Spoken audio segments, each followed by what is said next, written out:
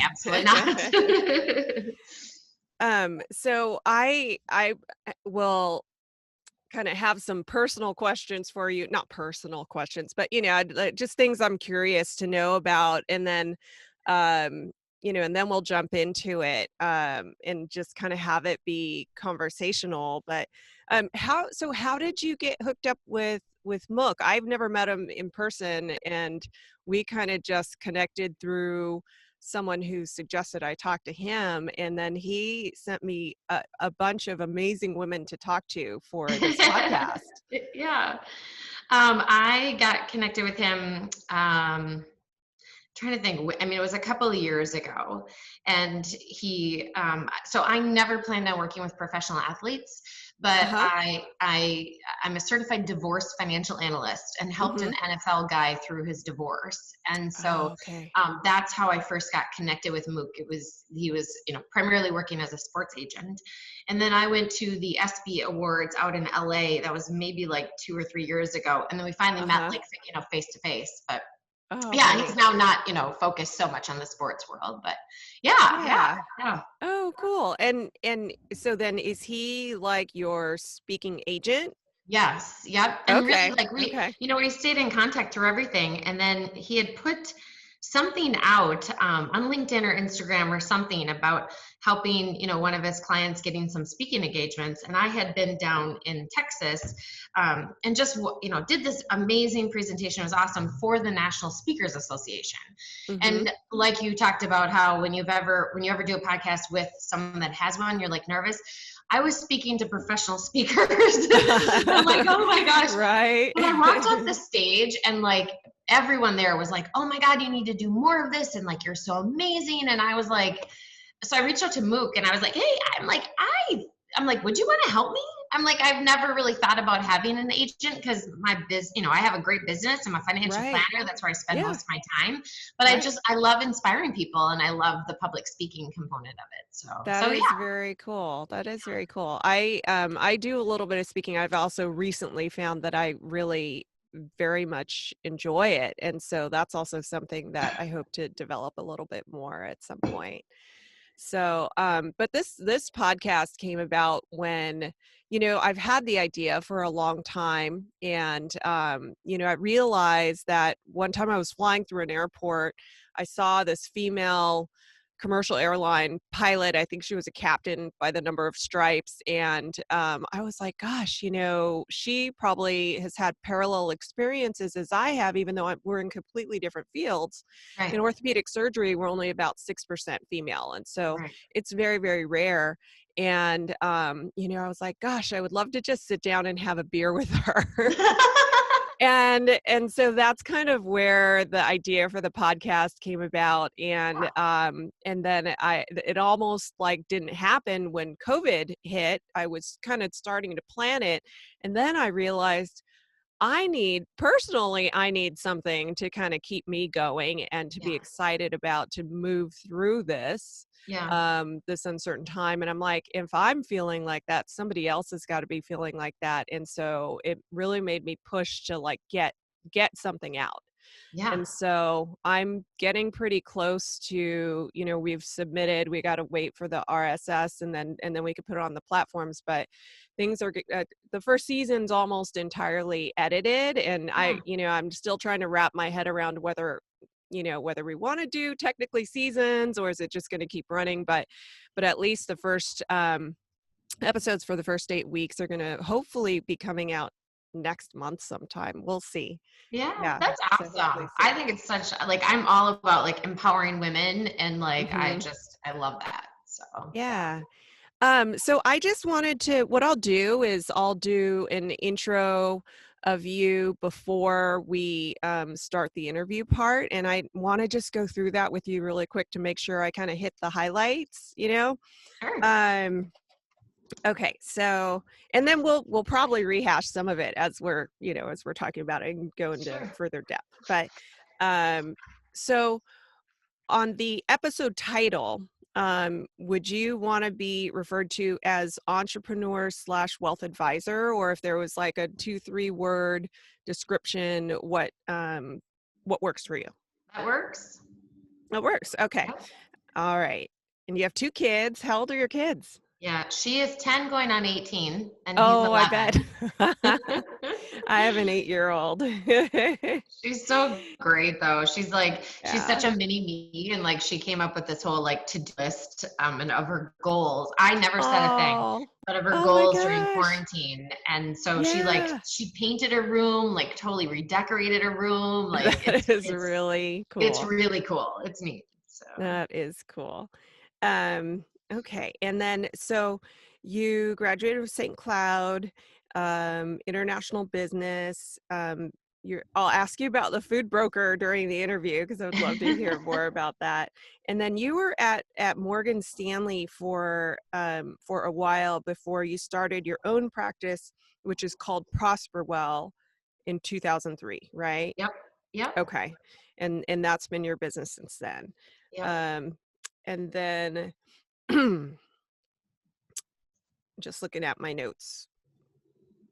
And 5 books. I'll ask you about that. And then obviously you're a speaker and you do TV and radio as well as media. And then are you coaching as well, or um like professional coaching as well in addition to the financial advising? Does it kind of tie in, or? Yeah, we're starting to develop a coaching program for other financial advisors. I gotcha. Okay. Because there's so many other advisors that are like, gosh, how do you do the public speaking, the podcast, the Mm-hmm. radio, the TV, the right books, all of that stuff. Mm-hmm. So Oh, yeah. okay, cool. All right. All right.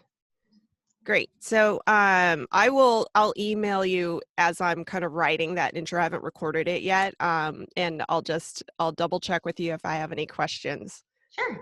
Okay. All right. Well, we'll pause for a second. We'll get started, and then I have some questions in mind, but I kind of like it to be conversational, and we may go off on a tangent. If we do, that's okay. And then at the end, I'll ask you for your one big piece of advice for women that either want to go into your field or into fields where it's male dominated. Yeah. And then I'll finish up with asking where our listeners can find you. Okay. Okay. I'm going to do one thing before we get started because I swear I muted my phone. Sorry, it seems like amateur hour. And I'm going to turn it off. It is driving me crazy. Okay. All right. It was an alarm telling me we have a meeting on my calendar. Thank you. All right, let me pin this up here. Great, thanks for bearing with me. Yeah. And sound is okay, you can hear me fine? Yeah. Okay, cool. All right, so I'll just pause for a second and then we'll get started. Hello, Nicole. Thank you so much for being on with me today. Thank you for having me. I'm so excited to talk to you. I told the audience a little bit about you in my intro, but I would really like to hear from you what your upbringing was like, what your childhood was like, and kind of how that led to you being who you are now. Well, I'm an only child, and I was born in December and raised by very strict parents. And then I was a figure skater that I was at the ice rink at 5 a.m. every morning, making Wow. circles on the ice. And one of my figure skating coaches had her PhD in psychology. And so all of those things combined led me to be an overachiever, a workaholic, a recovering perfectionist, as I call myself now, and just a driver, just someone. My parents raised me just to be very appreciative for things, and just they made a big deal out of stuff. Like I was the first generation to go to college, and so because of that, I just really appreciated the opportunity to go to college. And my mom owned a business, so I was never in daycare. And she owned hairstyle salons, and she put one in her house so that I then was laid out on a baby blanket, and her clients were there. And so her clients ended up like coming to my figure skating shows. And so I just grew up in this environment of like, wow, it's this, I want that. Like, I want to be able to have my own business, to like be this great mom and be around and not put my kids in daycare. And not that that's a horrible thing, but I have a nanny. That's the only way that I could do it Yeah. now. But I just grew up with this mom that was like, Nicole, if you want to be president of the United States, you can do it. And to never rely on anyone else. I mean, she raised me to be very independent, to always take care of me and never expect anything from anyone. And that if I wanted something, to really set that goal, set that intention, and just to go achieve it. And so that's where I've just always been very goal oriented, always super driven, and with that, I've now had to be very careful of, okay, I need to live in the present, and I need to enjoy the present. And so one of my favorite phrases that my mentor taught me is give yourself grace. And so I bought a commercial building a year and a half ago. That was this huge leap of faith that I took as a single mom and a business owner. It's 9,000 square feet in Minneapolis. And Wow. when I bought this building, I set up another company titled My Grace Properties to own the building, because there isn't a day that doesn't go by that I don't think of him, let alone that concept of just like, look at where you are, like be happy with where you are, live in that present. Yet at the same standpoint, I'm still so focused, and I'm a planner. That's what I do for a living, but planning out the future and setting my goals and what do I want to achieve. So yeah, I'm very blessed to have two amazing, great parents and I just actually wrote an article about this last night, of some of the wise words that my dad taught me. That just I like love that. my parents, they didn't go to college. Like they scrimped and scraped and lived this very simple life. And, my dad, I would always sit at the dining room table, and we always had to have dinner together. Like I'd go to the ice arena, skate, go to school, come home, go to the ice arena, skate, go home for dinner, and then go back to the ice arena, and then go work out with my trainer and work with my Wow. nutritionist. Like that family dinner was so important. But my dad would sit there and he'd be like, he'd take his glasses and he would put them down, and he'd be really serious. He would say, don't ever burn bridges. Treat other people how you want to be treated. And Nicole, if this isn't going to matter in 5 years, don't worry about it. But if something matters in 5 years, you really need to focus on it and make a strong decision. So there's just so many things that my parents taught me, and I had a great foundation, which I think is a main reason I am where I am today. I love that, and it sounds like they were uh, somehow they raised you in a way where I don't know if it was conscious or not, but as sometimes as an only child, and I have an only child, so I'm conscious of this. Just raising our only children to be not to be very giving and Yes. also considerate of others, and it sounds like in those nightly lessons that he really tried to communicate that to you, and also to focus on what's truly important, right? Absolutely. Yeah, and I don't know that it was very conscious. I think it was just kind of something that just happened, because my parents really had nothing, and didn't have much. But fast forward now, I have my own foundation, and my Mhm. whole life I feel like is about giving back, and that is my whole focus. Is I want to have something that exists when I'm no longer around. I want to leave that legacy. And originally, my Absolutely. plan, I'd wanted to go to law school, and I wanted to be like Madeleine Albright or Ruth Bader Ginsburg. Like I wanted to work for the United Nations, or, in some capacity, and make major change across the world.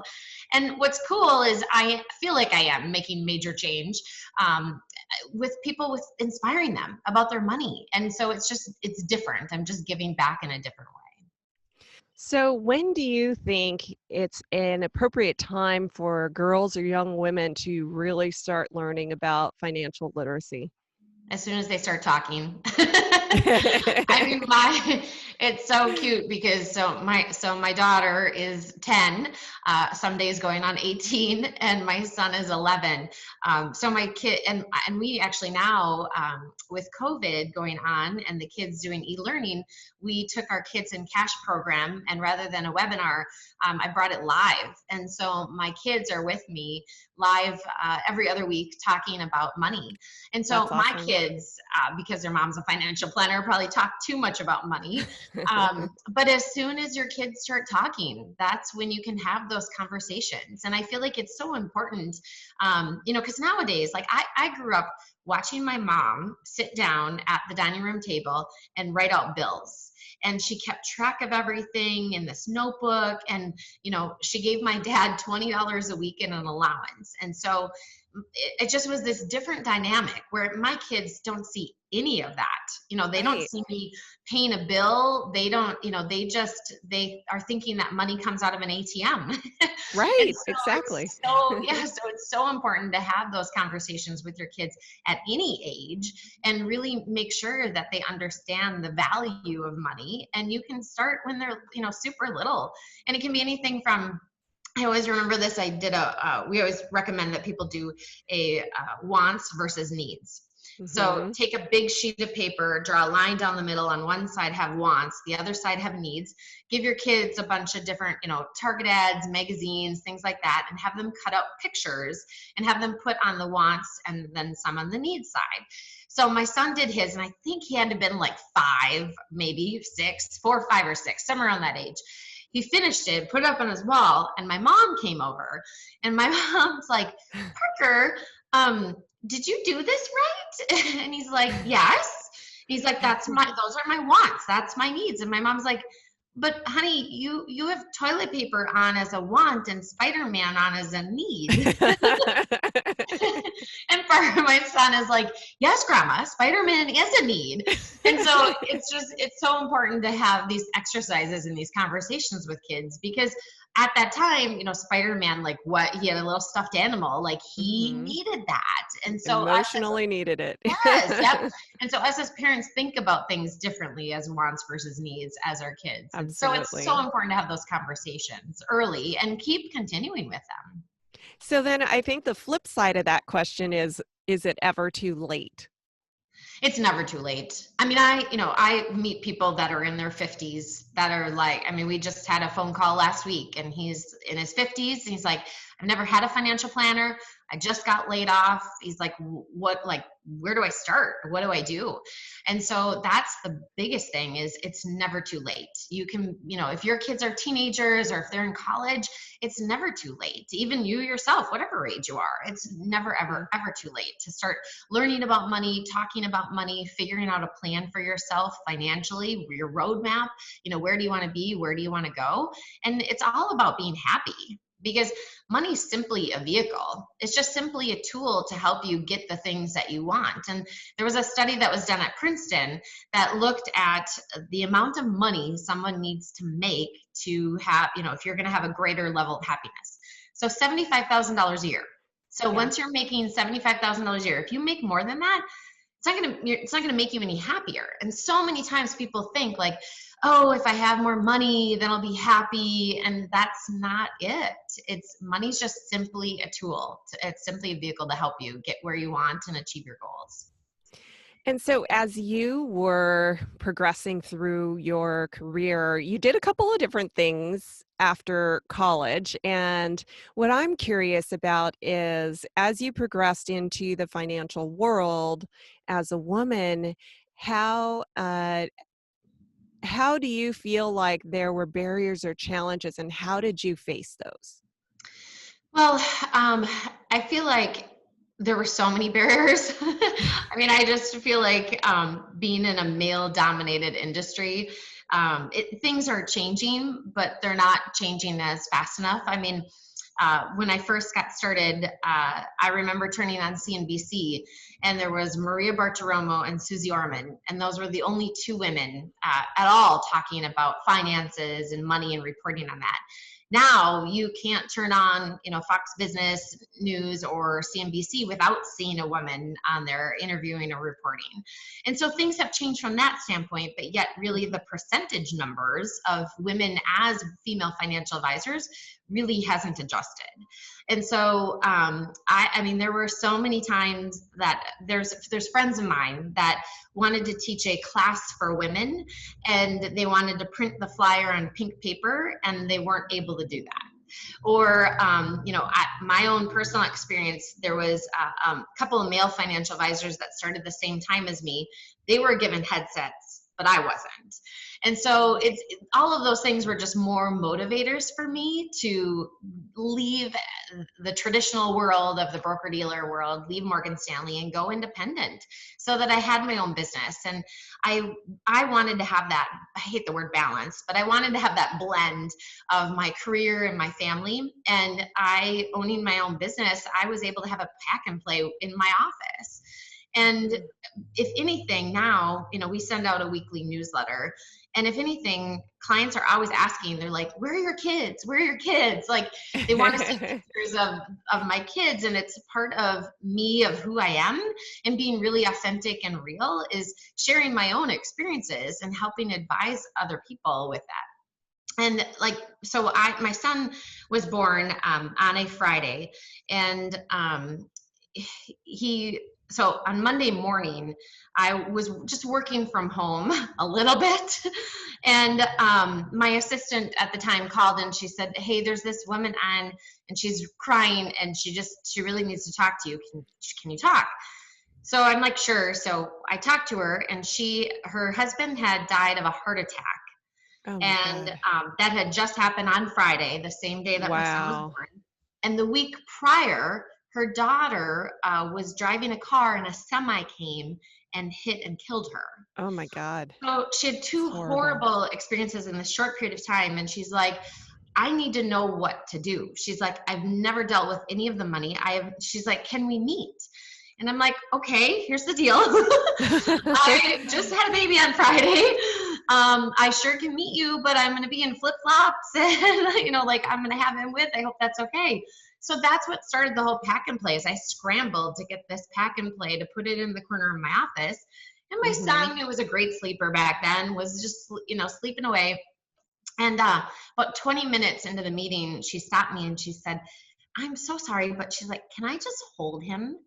And so I'm like, Oh. sure. So I picked him up, and he was just sleeping, and she held him in her arms, and she just started crying. And I started crying.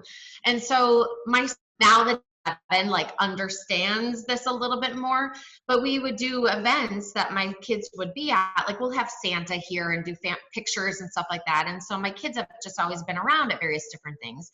And so she would just squeal anytime she saw him as he was growing up. And when he was like 3 and 4, he really didn't understand. He's like, why is this woman racing after me and wanting to hug me? And so it's stuff like that has just, it's taken away that concept of I'm in a male dominated industry. It's really that this is how I want to do business. This is how I want to help people. And it's that female influence that really just can be so magical. I mean, it really astounds me that there are not more female financial advisors, because we're great at listening. We're great at relationships. We're super smart when it comes to money. And so it's all those things combined that I would love to really see the trajectory grow for more women to get in this industry. Absolutely. And just the way that you describe your business and having had your infant and your toddler around when you were conducting business, I think it sort of destigmatizes that which exists in the corporate world and in other fields in which it is very male dominated, because I think a lot of times when women are in these fields, whether it be finance or tech or medicine, certain fields within medicine, you almost kind of hide that part of yourself, Right. because a lot of women worry that it's going to hold them back. And Right. so you're setting a great example by saying, hey, these are all parts of who I am. And Right. it reminds me of of something I saw. It was one of my female colleagues in orthopedics gave a podium talk with a baby holder, one of those Yeah. little baby backpacks, and she had her infant with her, and she gave her academic presentation. And like, I saw a photo of that, and I was like, I'm going to stand up and applaud for this one. Yes. Yeah, I think Yes. that's kind of what you're doing, what you've been doing, which is awesome. I have to ask you a little bit about your transition between college and going into the financial world. You were a food broker and you worked for Mary Kay, or you were a Mary Kay consultant. Yep. Tell me about those experiences and kind of how you pivoted into working at Morgan Stanley. So I started selling Mary Kay because a friend of mine in high school started, and she's like, "You got to do this. You got to do this." So I started selling in high school, which it was a great experience. It was phenomenal, and so I continued selling Mary Kay throughout college, as well as then coaching figure skating. And then once I got a degree in international business and marketing, and took a job as a food broker, buying and selling potatoes and onions. And I started using my international degree, selling them to Mexico and Canada. Huh, cool. So, but it was really interesting because that job, I was the first female salesperson in the produce department, which I thought was super interesting, because I'm like, here I am, like, this is like, I'm not, like, where are we in like the 70s? Like, how can I be the first female? This was crazy. And I ended up leaving the company. It just wasn't right for me because I was inside. And so, like, I've just learned, like, I'm such a people person, and I love, like, now that's where I love having the variety, that I'm on TV, on radio, doing public speaking, but yeah, I also get to be in my office and meet with people individually. And so all of that variety, I really Mhm. learned early on that I needed to have. So I left working as a food broker to go work for Northwestern Mutual Life Insurance as a college recruiter. And when I was there, same thing. Most of the agents were men. Here was kind of my first step into the financial services world, seeing the male dominance, and men were the ones that were running the agencies. And so, as a college recruiter, I was recruiting people in, and after a while, they said, these tests that you're having people take, you should take one to see how well you do. So I did. And they're like, your scores are off the chart. You should be an insurance agent. And I was like, no, no, no. Because all during this time, I then had just gotten married to someone right out of college, and he Mhm. had gone to school for finance. And his whole dream was to be a stockbroker. So he started working, back then it was Dean Witter, but he started working at Morgan Stanley Dean Witter. I was working at Northwestern Mutual Life as a recruiter, and I was selling Mary Kay. Well, I would stop in his office, and I started selling makeup to all the men at the Morgan Stanley office. And the I branch love it. manager pulled me aside, and he's like, "You're selling makeup to men." He's like, "Wow, like, if you can do that, like, you can do anything." And so they kept bugging me. The insurance companies, like, you should be doing this. And it was really one of those times that I had to stop and pause and think about and listen to the people around me telling me, here's your skill set. Like, this is what you're good at. Like, you should really be doing this. Even though that's not a career that I ever dreamt on, because I was always thinking, oh, I'm going to go to, I'll go to law school. I wanted to, be like Ruth Bader Ginsburg and make change. And so it's very, so I left the insurance agency and started working at Morgan Stanley. And then in 2003 left to start my own firm, which, now it's like, it's perfect. Like, looking back, I love how you always have this thought of, like, when you're little, Right. oh, I want to be a teacher, and then I want to be a doctor, and then, you go through all these things of what do you think you want to do. And then later on, you finally find your path, and it's just Mhm. amazing sometimes, like, how things really work out, and you really hone your skill set and find those things that you're really, really good at and make those happen. I like that point about just stopping and listening to the people around you, because sometimes we have to get out of our own way, right? To Right, really find ourselves and truly blossom and do what we were meant to do. So I love that story. right. I was talking to you before we got started that this is my first podcast. And so whenever I talk to somebody who is a seasoned podcaster, I'm just like, oh my God.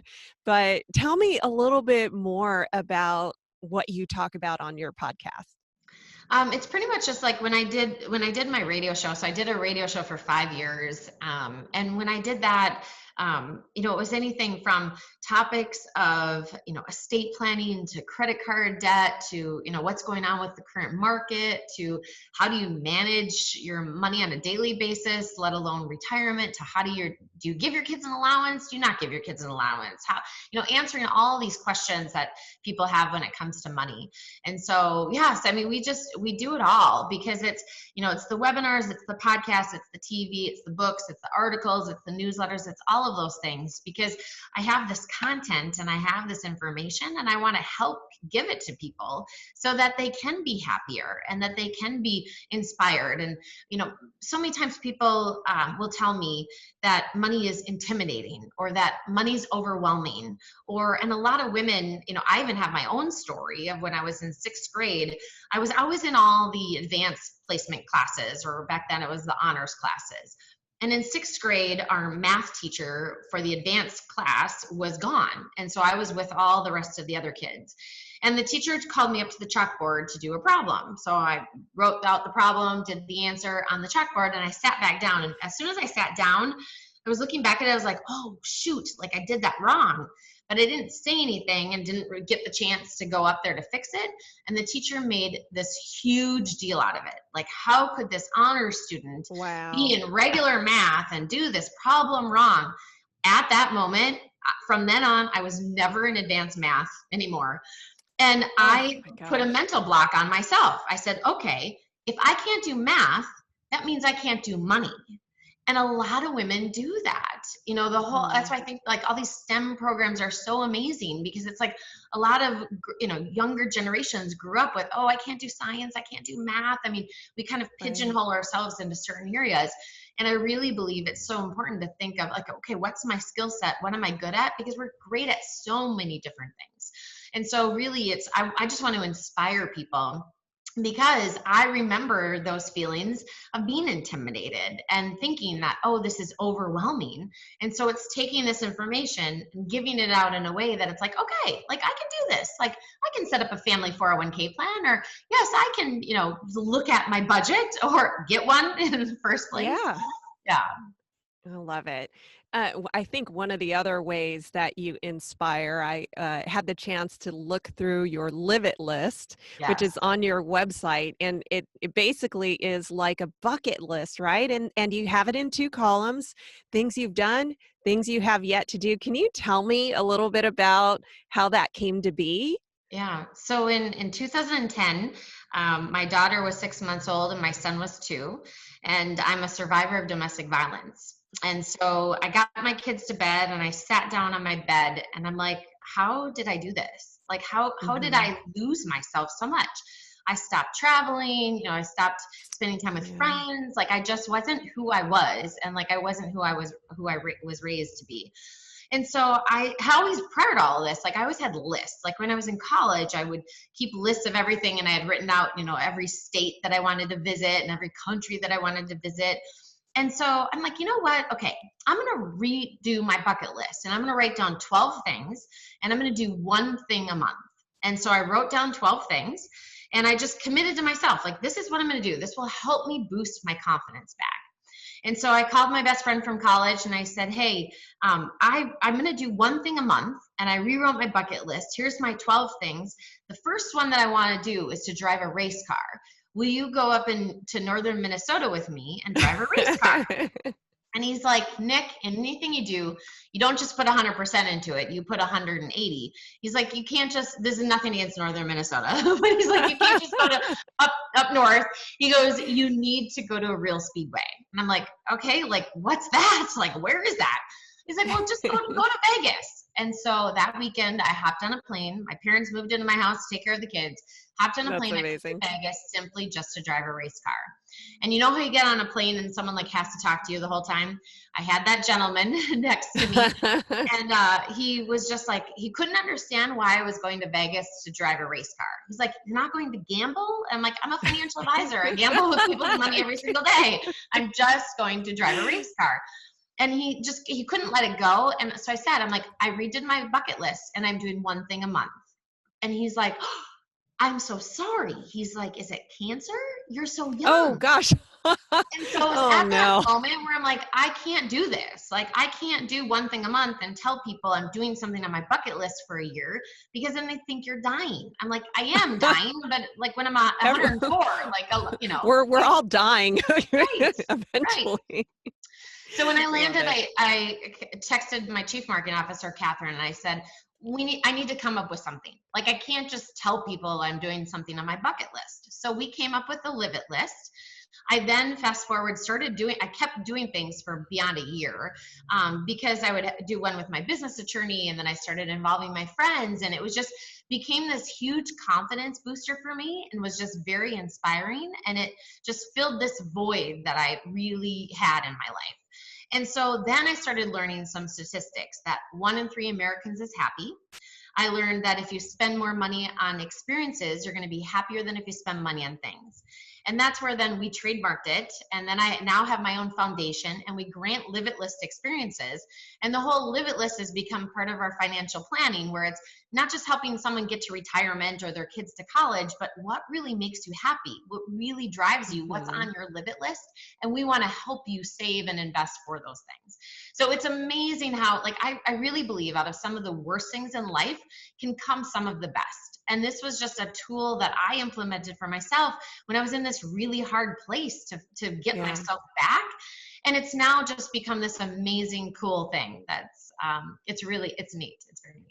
I love it, and I think everybody should do exactly that, and I think what's different than just having the so-called bucket list or a to-do list is that you actually list all the things you've done, and it kind of makes you look back and see everything you have accomplished or that you have gotten to do, and so it just reminds you how far you've come, right? Right. There's so many times where I look at the list, because I taught a class, a webinar yesterday about living life to the fullest and the Live It list. And so up, on the slides show some of my completed items, and I'm like, oh man, like I forgot about that. Like, oh, look, that going dog sledding, like that was really cool. That was really cool. It's neat. It's a very memorable experience, and that's really what brings most people happiness is by doing things, not necessarily just by having stuff. Tell me a little bit more about your eponymous foundation. I wanted to say eponymous in one of my podcasts, and now I've gotten to. So there, I get to check that off my Live It list, right? So tell me about your foundation.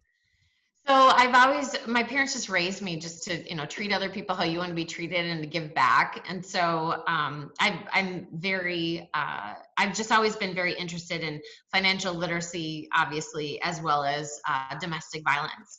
And so it just started that when my first book came out, I'm like, I want to do an event. Let's do one in April, which is Financial Literacy Month, and let's do one in October, which is Domestic Violence Awareness Month. And let's do an event, and we'll raise money and people will attend, and all the money that I earn from my book will donate, and in April to financial literacy, and then in October to domestic violence.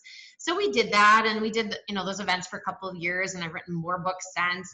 And then it's just with the Live It list, then it's kind of grown. And so now we grant, and right now we're accepting nominations with COVID and everything going on. We adopt families. And so Mm. it can be, anyone. It can be a single mom. It can be a family. Over the holidays, we adopted a handful. One was a dad that had lost his wife right before Christmas.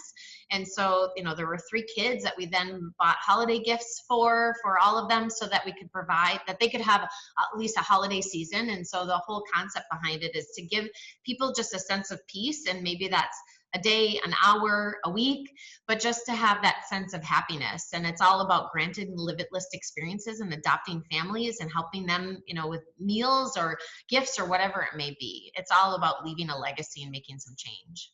That is awesome. Now, at any point in your career, did you have what you would consider an epic fail? And I'm curious how you dealt with that and then how you got back up.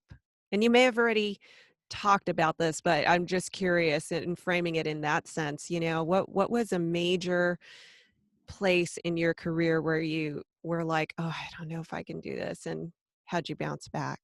Yeah, it was getting married to the wrong person was the Yeah. major fail because Yeah. we worked together. And Oh, so and it was, and then you add the domestic violence component to it. Like yeah. it's so important for me now, like the culture that we have in the office, because my personal life was unhealthy, let alone Hmm. that was brought over into my professional life as well. And so it's just very careful. I'm very careful with how employees are treated and the Hmm. environment that we have, and like just that feeling around the office. And that's one of the reasons that it was so important for me when we went through our divorce. I gave up our company name. I gave up the phone number. I gave up the website. We had 12 financial advisors that my ex-husband took with the company name and all that stuff. Hmm. I Hmm. had our clients, and then I begged for the commercial building. And so I took this building that I didn't want, because I was afraid I was going to ruin my credit would be ruined because he had stopped making payments on it. And so Wow. I ended up with this building in 2012, and I didn't close on this building until 2018. And so it was that long that it took for this decision of, oh my gosh, I'm taking this thing that I really don't want, but I have to protect myself. It took me Yeah. that long to get out of that space and feel like I have this fresh new start. But since then, it's just been unbelievable. Just the feeling that you have for myself walking in the door every single day, let alone for my employees, let alone for this feeling of this building where it's this amazing, fun space. We have a wine bar downstairs, and we do wine How women cool. classes, and just Love it. this great experience, a non-traditional experience to go see your financial advisor, really. So I yeah, wish you were in my town. yeah, we've taken now the Wine Women of Wealth virtually with everything going on. We do them on Thursday Perfect. afternoons. So, if you had to give one piece of advice to a woman who wants to go into a male dominated field or even your field, what would that advice be? It's to don't let your confidence or your feeling of lack of confidence get in the way. And I just will always remember, it was probably about 5 years ago. I was looking to join like a CEO mastermind group. And so I walked into a room, all men in there. There were about 15 men, and they owned mainly manufacturing companies, but a variety of different industries. I was the only one from the financial services because that's how the group was set up. And I sat down, and these men would go around and say, we had 100 million of revenue and 10 million of revenue and 50 million of revenue. And they went around and talked about themselves. And then I came to talk, and all of them were like, oh my gosh, like, wow, look at what you're doing. And like, as a financial services firm, we don't have 10 million of revenue. And I was trying to compare myself to someone that's doing a manufacturing company. And Hmm. what I realized in that meeting is these men make it look like they know everything, but they really don't. No one does. We're just figuring it all out together. And so it's okay to make mistakes and have your confidence that it's okay to make mistakes. And no one has it all figured. No one knows the magic answer. No one knows what's going to happen tomorrow. And so take your smarts, your information that you have at the time, and make decisions and trust your gut, because women have phenomenal intuition, and you've just got to trust it. Trust yourself, because you can do this. Absolutely. And I think that it doesn't mean that you're not going to have some fear and you're not going to have trepidation, and like those feelings still exist, but you can still rely on your confidence to just keep pushing forward, right? Right. I Yeah. mean, when I bought this building October of 2018, right before closing, I'm like, I had this moment of just fear, of panic, of like, what am I doing? Like, I'm buying a 9,000 square foot building. I'm a single mom with two kids. Like, what if the stock market crashes? Like, what if I get in a car accident? I'm thinking of all the what ifs, because that's what I do for clients is, what if planning. Sure. Yeah. And looking back now, I'm like, why was I worried? Like, why was I so worried? Like, oh my gosh, like, if you just plan everything out and think of, just plan for, what do they say? Plan for the worst, hope for the best. Look at all the different things and realize that there's people out there that can help you, and don't hesitate to ask for help, because women are out there willing to give it. Absolutely. Well, our listeners, I'm sure, will want to learn more about all the amazing things that you're doing. And so, can you tell us where they can find you online? Yeah, we're on LinkedIn, Instagram, Facebook, we're everywhere. Our website is prosperwell.com. All right, Nicole, thank you so much for spending this time with us today. I really loved having you on, and I personally learned so much just talking to you. Oh, thank you. Thank you so much for doing this. I think this is just awesome. All right. Thank you. Yes, you're That so was welcome. great. That was amazing. Do you take clients from all over?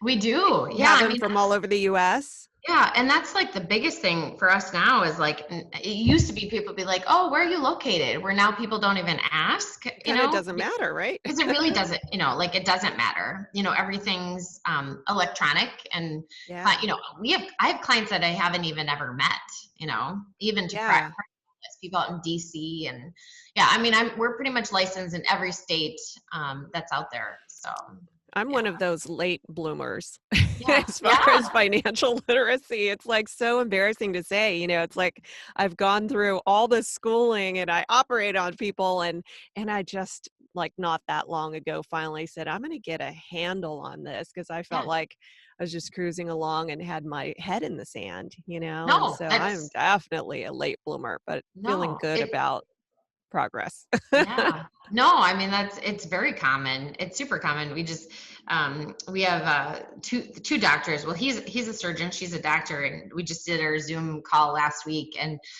it's so cute, like the questions that they ask, like it's just like, so, like, because I mean, he's doing surgeries, like, and such as like intricate stuff, just like, how you are. And it's like, oh my gosh, like, but the questions that he asks are just so cute, like about the money. But but we all have our own craft. We all have our Yeah. areas, that we're good at. And like, you want to let people do what they're good at and focus on what you're good at. So Yeah. yeah, no, I Can, could, if I can ever help, let me know. So Oh, well, thank you. How do you structure your, I'm just now learning that there are like different advisors that kind of do percentage based versus flat fee. What does your company yeah. do?